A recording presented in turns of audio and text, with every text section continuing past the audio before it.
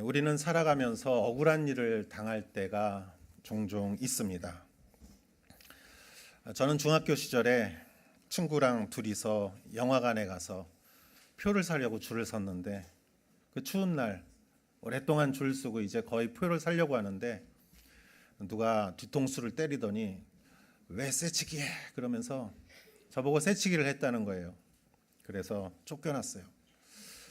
그때 참 억울했던 기억이 있는데, 그거는 사실은 작은 이야기죠. 유대인이라는 이유로 수용소에서 죽어야 했던 사람들은 얼마나 억울했을까요? 피부색이 다르다는 이유로 버스를 타지 못하고 식당에 들어가지 못하고 심지어는 교회에도 들어가지 못하는 그러한 역사가 있었지요. 얼마나 억울했을까요? 가난하다는 이유로 무시받고 공부할 수 없었던 경우에 있었던 사람들, 또 딸이라는 이유로 부모로부터 이렇게 대접받지 못한 그런 일도 있지 않았습니까? 총기 사고로, 의료 사고로, 교통 사고로 나는 아무 잘못 안 했는데 큰 피해를 입고, 또 누군가가 나를 따돌리고 속이고 이용하고 나의 소중한 것을 빼앗아가는 일도 있습니다. 나를 미워하는 사람과 가까이 살아야 하는 그런 경우도 있지요. 이러한 사회는 정의가 세워지지 않은 사회를 말합니다. 하나님이 원하시는 것은 정의가 바로 서고 공의가 바로 서고, 정말 억울한 사람이 없고 가난해도 대접받고 실력 없어도 인정받고 모든 사람들이 그렇게 살아갈 수 있는 세상을 하나님은 원하시는데, 이 오늘 읽은 성경의 이사야의 이 시대는 그러한 시대가 아니었습니다. 2700년 아니면 2800년쯤 전에 이사야는 활동했던 남유대의 예언자였습니다. 그 시대에 아시리아라는 나라가 북이스라엘을 멸망시킨 일이 있었습니다. 남유대도 거의 멸망당할 뻔했지만 하나님께서 도우셔서 그 아시리아가 물러나게 하시고, 그러나 그 이후에 얼마 후에 이제 다시 아시리아가 아니라 이제 바벨론이라는 나라가 쳐들어와서 유다는 멸망하게 되죠. 그 멸망을 예언했던 사람이 바로 이사야였습니다. 이스라엘은 우상 숭배와 정의롭지 못한 사회상으로 인해서 하나님의 징벌을 받아야 했고, 그리고 그들은 포로로 끌려가야 했습니다. 공의가 없는 세상에 사람들은 가난한 것이 죄고 약한 것이 죄고 빽없는 것이 죄라고 체념하며 살아야 하는 그러한 시대였습니다. 이사야서는 1장부터 39장까지는 굉장히 하나님의 그 유다에 대한 그 경고의 말씀을 적고 있지만, 40장부터 우리가 이제 시작하는 4월부터 시작하는 큐티 생명의 삶에서 40장부터는 굉장히 위로하는 말씀이 이제 계속되고 있습니다. 희망을 주는 말씀이 계속되고 있습니다. 그 중에서 하나님께서 가장 큰 희망을 보여주시는 것은 무엇이냐? 그것은 하나님의 종을 보내주신다는 그러한 예언입니다. 사실 이사야서는 예수님이 태어나기 한 700년 전에 쓰여진 글인데, 이사야는 앞으로 하나님이 보내주실 새로운 종 메시아 예수님을 예언하고 있습니다. 하나님의 공의를 바로 세우는 그 하나님의 종의 모습에 대해서 묘사하고 있는데, 우리는 이 말씀을 통해서 우리에게 오신 예수님의 모습을 또한 새롭게 발견할 수 있습니다. 오늘 성경 말씀을 통해서 이사야서에 그 예언된 예수님의 모습이 어떤 모습인지 같이 살펴보고자 합니다. 1절을 같이 한번 읽어보도록 하겠습니다. 시작. 내가 붙잡아 세운 내 종을 보라. 내가 뽑았고 내가 기뻐하는 내 종을 보라. 내가 내 영을 그에게 불어넣었으니 그가 민족들에게 공의를 가져다 줄 것이다. 아멘. 내가 여기서 나는 하나님이죠. 내가 붙잡아 세운 내 종을 보라. 예수님은 종이 아니었어요. 그러나 예수님은 스스로를 무료하시고 스스로를 낮추시고 스스로 종이 되셔서 겸손하게 예수님의 십자가의 길을 걸어가셨습니다. 내가 뽑았고 하나님이 뽑았고 내가 기뻐하는 하나님이 기뻐하시는 내 종을 보라. 내가 내 영을 그에게 불어넣었다. 하나님의 영을 불어넣었다. 그래서 그 종이 그 메시아가 하는 일은 무엇이냐? 민족들에게 많은 열방들에게 공의를 가져다 줄 것이다. 하나님의 정의를 가져다 줄 것이다. 정의가 바로 서지 못하고 불평등과 이러한 분열이 있는 이러한 땅에 하나님이 예수님을 통해서 하나님의 공의를 세우시겠다는 것이에요. 다른 말로 하면 그게 하나님의 나라를 임하게 하신다는 것이죠. 그러면 그 종은 어떠한 모습을 가지고 어떤 식으로 그 일을 하는 것인가? 거기에 대해서 세 가지로 오늘 보도록 하겠습니다. 먼저 2절부터 4절의 말씀을 보도록 하겠습니다. 같이 한번 읽겠습니다. 그는 소리치거나 목소리를 높이지 않고 거리에서는 목소리를 내지 않을 것이다. 그는 상한 갈대를 꺾지 않고 불길이 약해진 심지를 끄지 않을 것이다. 그는 성실히 공의를 베풀고 그가 세상에 공의를 세울 때까지 마음이 약해지지 않고 마음이 상하지 않을 것이다. 바닷가에 사는 사람들도 그의 가르침을 기다릴 것이다. 아멘. 그는 소리치거나 목소리를 높이지 않고 거리에서는 목소리를 내지 않을 것이다. 여러분, 대개 목소리 큰 사람이 이기는 건데 예수님은 목소리를 높이지 않을 것이다. 여러분, 목소리를 크게 내야지 이길 수 있고 SNS에 내 말을 여러 군데 이렇게 발송을 해야 내 말이 먹히고 그러한 상황인데 예수님은 너무 조용하게 지내셨어요. 특히 예수님은 그 본인이 자신을 변호해야 할 때 오히려 도살장에 끌려가는 양과 같이 너무 잠잠하셨습니다. 왜냐하면 사람은 듣는 대로 배우지 않고 보는 대로 배우기 때문이죠. 예수님은 말씀보다 그 메시아의 길을 실제 보여주셨습니다. 그리고 예수님은 그 공의를 이루는 방법도 독특했습니다. 예수님은 상한 갈대를 꺾지 않고 불길이 약해진 심지를 꺼져가는 불도 등불도 끄지 않으셨습니다. 성실히 공의를 베푸셨습니다. 여러분, 상한 갈대는 상한 곳이 썩게 돼 있고 나중에는 그 썩은 부분에 의해서 꺾어지게 돼 있어요. 꺼져가는 등불도 그냥 놔두면 꺼져가게 될 거예요. 그렇기 때문에 상처난 갈대를 그냥 꺾는 것을 누가 뭐라고 하지 않을 거예요. 어차피 꺾어질 건데. 꺼져가는 등불을 끈다고 해서 누가 뭐라고 하지 않을 거예요. 어차피 꺼질 건데. 그러나 메시아로 오신 예수님은 세상 사람들이 어떤 의의를 세우고 질서를 만들고 이러한 것들을 관리를 할 때 세상 사람들은 강하게 해야 돼요. 그래야 말을 듣죠. 강하게 하는데 예수님은 너무나 방법이 다르세요. 예수님은 그거 꺾어도 되는데, 갈대 같은 사람 꺾어도 되는데, 나 같은 사람 꺾어도 되는데, 꺼져가는 사람 끈다고 아무도 누구도 원망하지 않을 텐데, 저 사람은 벌 받아서 쌀 사람 같은데, 저 사람은 저렇게 당해도 당연할 사람 같은데, 예수님은 뭐 그런 사람들도 다 구원하시기 위해서 예수님은 십자가의 길을 가셨습니다. 저는 이 구절을 보면은 옛날 생각이 나요. 제가 고등학교 때 청룡기인지 야구장에 보러 갔어요. 동대문 거기. 사람들이 너무 많이 와가지고 표를 사러 줄을 서야 되는데 줄을 안 서고 막 그냥 그 표 파는 데 앞에서 사람들이 몰려 들어가지고 경찰관이 막 그 질서를 지키게 하는데 어떤 경찰관 아저씨가 이렇게 말해요. 여러분 대한민국은 문화국민입니다. 그래서 웬 자다가 봉창 두드리는 소린가? 아니 몽둥이 갖고 쥐업해야 사람들이 말을 들을 텐데 대한민국 국민은 문화 시민입니다. 문화 국민입니다. 저게 무슨 소리냐? 저 그때 그렇게 들었던 기억이 나요.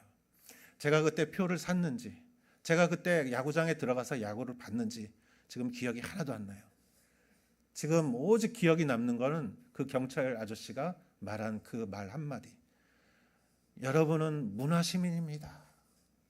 여러분, 몽둥이로 사람들을 팼다면 그날은 어떻게 됐을지 모르겠어요. 그러나 그 사람이 나약한 것처럼 보이면서 한 말이 제가 40년이 지난 제 머릿속에도 제 가슴속에도 울리는 것은 왜일까요? 여러분, 예수님이 십자가의 길을 걸어가신 것이 너무너무 나약하고 아무런 대항을 하지 못하는 정말 도살장에 끌려가는 어린 양과 같은 연약한 모습이지만 오늘 성경 말씀은 그는 3절 뒷부분에 성실히 공의를 세우고 세상의 공의를 세울 때까지 마음이 약해지지 않고 마음이 상하지 않을 것이다. 예수님은 선을 가지고 선한 일을 하셨습니다. 폭력과 악을 가지고 선한 일을 한다고 말하는 사람들이 참 너무나 많아요. 그러나 예수님은 선을 가지고 십자가의 길을 가셨고 예수님의 모습이 그 십자가가 약해 보이지만 그러나 그 사랑의 능력이 죄와 사망을 이긴 줄을 믿으시기 바랍니다. 사랑하는 마음이 약해지지 않았습니다. 그 마음이 상하지 않았습니다. 바닷가에 사는 사람들이라는 말은 어떤 뜻이냐면 이건 섬들을 말해요. 섬이란 뭘 말하냐면은 나라들을 말해요. 그러니까 모든 나라들이 그의 가르침을 기다릴 것이다. 할렐루야. 정말 그렇게 됐죠?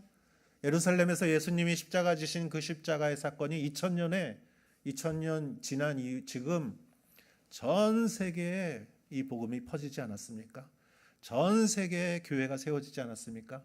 지금도 세계 방방곡곡의 선교사님들이 가서 복음을 전하고 교회를 세우고 있지 않습니까?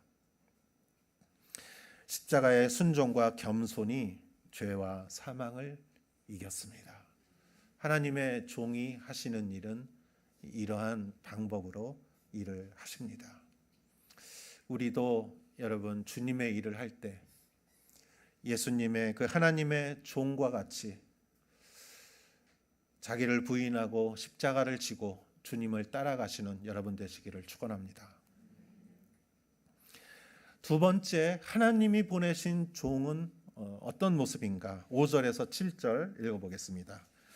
하늘을 만들어 펼치시고 땅과 거기서 생겨난 것들을 퍼뜨리시며 땅 위에 사는 사람들에게 숨을 주시고 땅 위를 걸어다니는 사람들에게 생명을 주시는 여호와 하나님께서 이렇게 말씀하신다. 나 여호와가 정의를 이루려고 너를 불렀다. 내가 네 손을 잡고 지켜줄 것이니 너는 백성의 언약이 되고 이방의 빛이 되며 눈먼 사람들의 눈을 뜨게 하고 갇힌 사람들을 감옥에 나오게 하고 어둠 속에 앉은 사람들을 지하 감옥에서 풀어줄 것이다. 아멘. 자, 하늘을 만들고 펼치시고 이건 창조주가 하시는 일이죠. 하늘을 만들어 펼치시고 땅과 거기서 난 것들을 퍼뜨리시며 땅 위에 사는 사람들에게 숨을 주시고 호흡을 주시고 하나님이 흙으로 사람을 빚으사 그 코에 이 숨을 넣으셨을 때 생명이 된 것이죠. 숨을 주시고 땅 위를 걸어다니는 사람들에게 생명을 주시는 여호와 하나님께서 이렇게 말씀하십니다. 하나님이 6절 나 여호와가 정의를 이루려고 너를 불렀다. 하나님의 정의, 하나님의 나라를 이루려고 예수님을 그 아들을 불렀습니다. 내가 내 손을 잡고 지켜줄 것이니 하나님께서 예수님을 부활하게 하셨죠. 예수님을 포기하지 않으셨습니다. 너는 백성의 언약이 되고 이방의 빛이 되며 예수님은 백성의 언약이 되었습니다. 믿는 자들에게 복음이 되셨죠. 약속이 되신 거지요. 우리는 복음은 약속이죠. 우리가 믿음으로 구원을 받는다는 약속입니다. 그리고 모든 이방의 빛이 되는 그 예수님이 십자가를 통해서 우리의 구원을 이루시고, 그 예수님이 또 7절 말씀, 눈먼 사람들의 눈을 뜨게 하고 갇힌 사람들을 감옥에서 나오게 하고 어둠 속에 앉은 사람들을 지하 감옥에서 풀어줄 것이다. 즉 예수님은 우리를 해방케 하시는 분이십니다. 눈먼 사람들을 눈을 뜨게 하시고, 갇힌 사람들을 그곳에서 감옥에서 나오게 하시고, 어둠 속에 있는 사람들을 빛으로 인도하시는,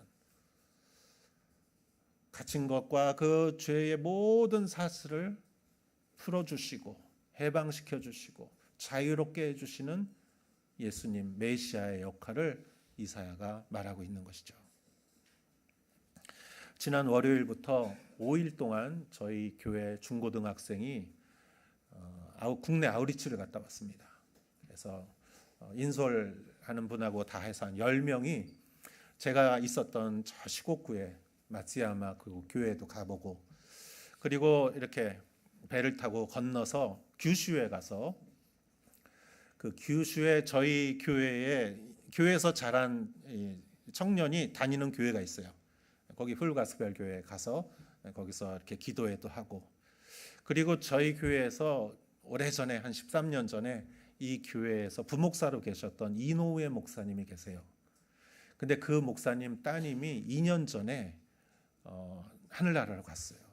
중학생이었는데, 그래서 우리 중고등학생이 따님하고 친구인 아이들도 있고, 그래서 그 교회에 갔는데 저희가 계획하지 않았는데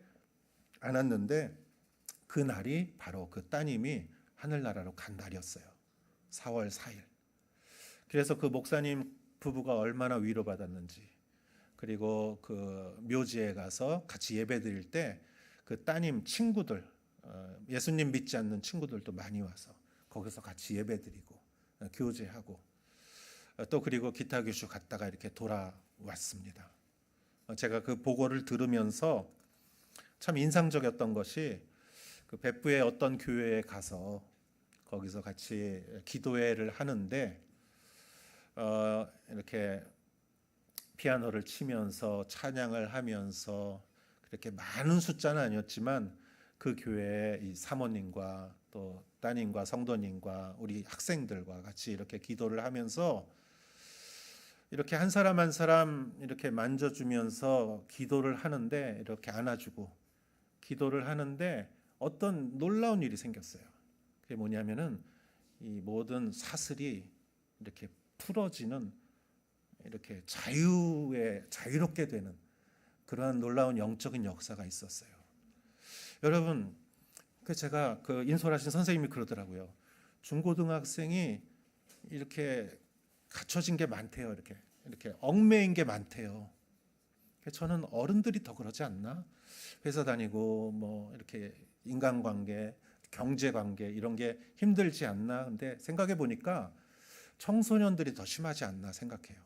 왜냐하면 어른들은 경험이 있어서 좀 힘들어도 이렇게 요령 있게 이렇게 나갈 수 있는데, 청소년들은 인생의 경험 한 번도 안 해봤잖아요. 그러니까 내가 지금 불안한 거예요. 미래도 불안하고 진로도 불안하고 인간관계도 꼬이면 어떻게 풀어야 될지 잘 경험이 없어요. 막 어려운 게 많이 있어요. 또 성적 문제도 있고. 그래서 제가 차 타고 같이 그 선생님이 얘기해 주길래, 보고 인솔한 선생님이 그 얘기를 해주길래, 마침 저희 아들이 여기 있었어요. 걔가 중학교 3학년이에요. 그래서 야, 중고등학생들이 이렇게 좀 묶여 있는 게 많니? 그랬더니 많아요. 그래요. 그래서 그게 뭐야? 그랬더니 첫째 부모. 아, 그렇구나. 나는 잘해주는 것 같은데 아이들은 부모가 나를 이렇게 속박하는, 물론 그것도 필요하죠. 근데 얼마나 이 생각하는 시선이 다른가. 저도 한번 생각해 봤어요. 제가 어렸을 때, 제가 청소년기에 고민이 많았어요. 친구들과의 사이에서 성적, 부모님이 기대하는 거, 바라는 거, 매일매일 부모님이 뭐라고 하시는데 잘 듣지는 않았지만 그것이 참 저한테 이렇게 속박이 될 때가 있었어요. 물론 다 사랑해서 해주시는 말씀이죠. 상처도 많아요, 사실. 부모님한테 상처도 있고 친구들한테 상처도 있고. 여러분, 우리가 살아간다는 것은 우리가 의식은 안 하지만 여러분, 우리 마음에 얼마나 걱정이 많습니까? 우리 장사하시는 분, 사업하시는 분, 회사 다니시는 분, 정말 우리가 많은 염려를 갖고 살아가요. 근데 그 염려에 어떨 때는 그냥 짓눌리는 것 같아요. 그래서 쉬어도 쉬는 것 같지가 않아요. 어깨가 무거워요.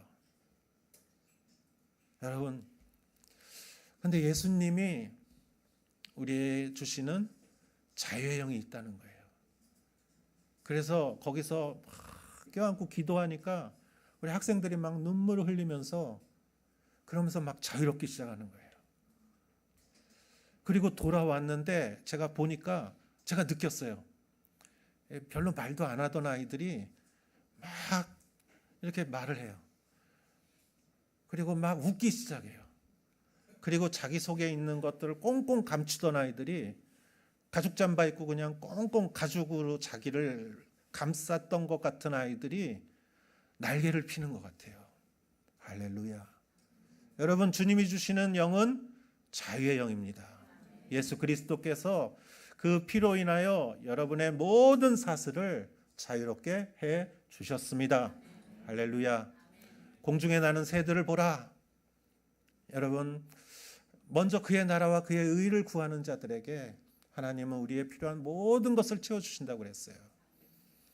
우리가 정말 예수님 안에서 그 예수님의 구원과 예수님의 약속을 믿을 때 여러분의 그 염려로, 그 사슬로 인해서 묶였던 여러분 안에 있는 날개가 펼쳐지고 여러분 안에 자유의 영이 임할 줄을 주님의 이름으로 축원합니다. 아멘. 우리에게 오시는 메시아의 세 번째 모습은 8절과 9절에 있습니다. 같이 한번 읽어보겠습니다. 나는 여호와다. 그것이 내 이름이다. 나는 내가 받을 영광을 다른 이에게 주지 않고 내가 받을 찬송을 우상들에게 주지 않겠다. 보라, 전에 말한 일들은 다 이루어졌다. 이제 내가 새로 일어날 일들을 알려주겠다. 그 일들이 시작되기도 전에 내가 너희에게 말해주겠다. 아멘. 여기서 참 8절에 이런 말씀이 있습니다. 나는 여호와다. 그것이 내 이름이다. 이 구절을 보면은 참 의미심장한 거예요. 그게 내 이름이다. 여기서 나는 여호와다. 여호와라는 뜻은 주다라는 거예요. 주인이다. 영어로는 Lord에서 나는 주다. 주인이다. 주님이다. 하나님이 자기의 이름을 말한 적이 한 번 또 있어요. 출애굽기에 모세가 시내산에서 하나님을 만났을 때 모세는 이집트에서 왕자였지만 거기서 상처받고 떠났어요. 이집트는 이제 다시 생각하고 싶지 않아요. 하나님이 시내산에서 모세에게 이집트에 가서 내 백성을 구원해내라. 그랬을 때 모세가 이렇게 물었어요. 그러면 그 사람들이 당신의 이름을 물어볼 때 뭐라고 해야 됩니까? 그럴 때 하나님이 이렇게 말씀하셨어요. 나는 스스로 있는 자다. 이 말씀이 굉장히 철학적이에요. 스스로 있는 자다. 왜냐하면요, 어떤 존재도 스스로 있는 존재는 없어요. 어떤 존재도 의존적으로 존재하는 거예요. 나는 누가 낳아주었기 때문에 내가 있는 거고, 이 마이크는 누가 만들었기 때문에 여기 있는 거고, 이것도 누가 만들었기 때문에 테이블이 있는 거고, 이 재료가 되는 나무도 어떤 씨가 심어졌기 때문에 나무가 자란 거예요. 그냥 있는 게 없어요. 그러나 유일하신 하나님만은 그냥 존재 그 자체예요. 누가 하나님을 만든 사람이 없어요. 하나님은 존재의 근원이신 것이죠. 그래서 나는 스스로 있는 자다라고 말씀하셨어요. 그런데 오늘 여기에서 하나님이 나는 주인이다 이렇게 말씀하세요. 여러분, 주인이 뭡니까? 가령 내가 여기 옆에다가 가게를 하나 시작해요. 그래서 이렇게 자금을 모았어요. 가게를 운영했어요. 이익이 났어요. 이익을 내 통장에 넣었어요. 이게 주인이지. 이익이 났는데 저 사람 통장에다 넣었으면 저 사람이 주인이죠. 하나님이 주인이라는 말은 하나님이 만드셨고 하나님이 이 세상을 운행하시고 그 모든 영광을 하나님이 받으시는 게 주인인 거예요. 이게 순리고 이게 정의입니다. 이게 하나님의 나라죠. 그런데 8절에 보면 이렇게 말합니다. 나는 여호와다. 그것이 내 이름이다. 나는 내가 받을 영광을 다른 이에게 주지 않고 내가 받을 찬송을 우상들에게 주지 않겠다. 하나님이 주인이고 하나님이 영광과 찬송을 받아야 되는데 우상이 영광과 찬양을 받으면 어떻게 되느냐? 하나님이 주인인 세상에 우상이 주인인 것처럼 행세를 하면 어떤 일이 일어나느냐? 이걸 묵상하면서 제가 옛날 몇 년 전에 독일에서 공부하신 목사님의 세미나가 생각이 났어요. 그분이 이런 얘기를 하시더라고요. 독일의 히틀러한테 인사할 때 뭐라고 인사하죠? 하일 히틀러라고 하죠. 하일 히틀러. 그래서 이게 영어로 하이 이게 아니에요. 하이 히틀러 이게 아니에요. 하일 히틀러는 히틀러의 승리 이게 아니에요. 그분이 얘기해 주시더라고요. 히틀러에게 구원이 있다. 하일 히틀러가. 여러분, 독일은 예수님 종교개혁이 일어났던 나라예요. 크리스찬의 나라입니다. 그런데 사람이 우상이 됐어요. 어떻게 히틀러에게 구원이 있어요? 하나님에게 구원이 있지. 그 찬양과 영광이 우상에게 가니까 얼마나 놀랍고 비극적인 전쟁 범죄가 이루어졌습니까? 하나님에게 영광이 돌려져야 되는 것이죠. 여러분을 통해서. 그리고 하나님은 또 19절에 이렇게 말씀하십니다. 보라, 전에 내가 말한 일들은 다 이루어졌다. 이제 내가 새로운 일어날 일들을 알려주겠다. 그 일들이 시작되기도 전에 내가 너희에게 말해주겠다. 모든 것을 만드시고 운행하시고 영광 받으시는 하나님은 어떻게 일하시느냐? 하나님의 일하시는 방법은 말씀하시고 약속하시고 예언하시고 실행하세요. 그리고 그 영광을 받으세요. 하나님은 갑자기 일하지 않습니다. 절대로. 하나님은 말씀하시고 실행하시고 영광 받으십니다.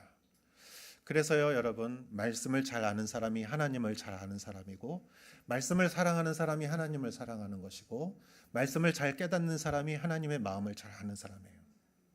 영적인 사람이에요. 그래서 하나님은 전에 말한 일들을 다 이루었다. 하나님은 말씀하신 일들을 이루셨습니다. 이제 내가 새로 일어날 일들을 알려주겠다. 그 일이 시작되기도 전에 너에게 말해주겠다. 하나님이 말씀하신 일들이 일어났고, 하나님이 말씀하신 일들이 일어나고 있고, 하나님이 말씀하신 일들이 일어날 것입니다. 아멘. 주님이 성경에서 성령, 보혜사 성령을 보내주실 것을 말씀하셨고 성령이 임하셨어요. 지상명령, 모든 민족과 모든 나라에 가서 이 복음을 전하라는 그 명령을 주시고 그 명령을 이루고 계세요. 누구를 통해서? 우리를 통해서. 하나님은 예수 그리스도라는 종을 보내주시고 십자가와 부활을 이루시고 그분이 이제 하나님 우편으로 가시고 성령을 주시어서 지금은 그리스도가 오는 날까지 우리가 해야 될 일은 하나님의 지상 명령인 복음을 전하는, 십자가와 부활을 전하는 그 일을 우리는 그리스도가 오실 날까지 예수님이 맡겨주신 남겨진 사역을 우리는 해야 되는 것이죠. 그러니까 예수님은 우리를 구원해 주셨고 우리를 해방시켜 주셨고 우리에게 자신의 일을 맡겨 주셨어요. 지난주 여러분 너무 수고 많으셨습니다. 오사카 야외 음악당에서 정말 은혜스러웠고 정말 제가 너무 감동이 되고 참 은혜롭고 여러분들이 우리가 모두 힘을 합칠 때 이런 일을 할 수 있구나. 하나님이 도와주셨습니다. 그러면서 제가 한 가지 깨달은 게 있어요. 제가 일본에서 선교를 20년을 했는데 일본은 종교에 대해서는 굉장히 마음이 닫혀 있어요. 종교 알레르기라고 하죠. 그래서 우리가 종교로 접근하면은 사람들이 마음을 닫아요. 그런데 일본은 문화에 대해서는 열려 있습니다. 굉장히 문화에 대해서는 관대해요. 그래서 러브 소나타도 하는 거고 브라질의 그 리오 축제 같은 그러한 문화를 일본들이 받아들여요. 그래서 우리가 부활절을 우리가 종교같이 접근하면 사람들이 마음을 닫는데 문화같이 우리가 접근하면 사람들이 연다는 걸 지난주 제가 봤어요. 부활절, 이스터, 그러니까 계란, 페스티벌. 그래서 우리는 문화라는 바구니에다가 복음이라는 진실을 담아서 우리는 선교를 할 때 얼마나 놀라운 효과가 있을까 지난주 확인을 했습니다. 할렐루야. 여러분, 우리의 오사카 온누리 교회가 일본에 세워진 것은 이 땅에 복음을 전하기 위한 것이지요.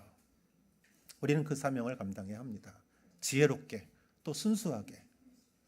오늘 말씀을 정리하겠습니다. 하나님이 그 분의 하나님의 그 정의와 하나님 나라를 이루기 위해서 선택하신 종 예수 그리스도를 보내주셨고 그는 십자가로 우리를 구원해 주셨고 십자가로 우리를 해방시켜 주셨고 그는 성령과 함께 우리에게 남겨진 사역을 맡겨 주셨습니다. 우리는 구원받고 해방받았고 주님 안에서 주님의 남겨진 일을 감당할 때 주님이 주시는 놀라운 기적과 축복이 여러분 가운데 우리 교회 가운데 임할 줄 믿습니다. 기도하겠습니다. 하나님 아버지 감사합니다. 부활절의 그 은혜를 감사드립니다. 그리스도의 십자가의 구원을 우리가 생각하며 이 세상의 많은 속박들로부터 아버지 하나님 그리스도로 인하여 더욱더 자유를 누리게 하시고 주님 안에서 또 쓰임받고 주님께 영광 돌릴 수 있게 하여 주시옵소서. 예수님의 이름으로 기도했사옵나이다. 아멘.